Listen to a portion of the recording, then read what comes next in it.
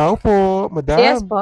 Ay, kukunin ko lang po yung yung bayad po dun sa in-order na soft drinks po at saka Soft drinks alak. at alak? Opo, kukunin ko lang po yung bayad.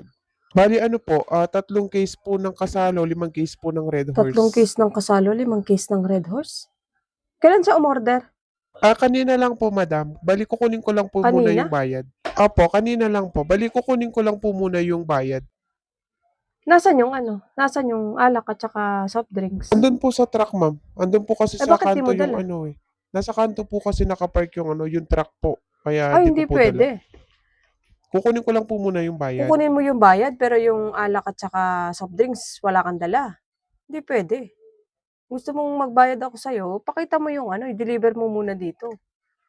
Magde-deliver ka ng soft drinks at alak, wala ka naman dalang soft drinks. Oh, ano yan, nauuna pa yung bayad kaysa sa delivery.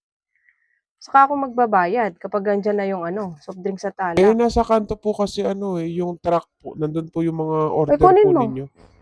Budulin mo pa ako eh.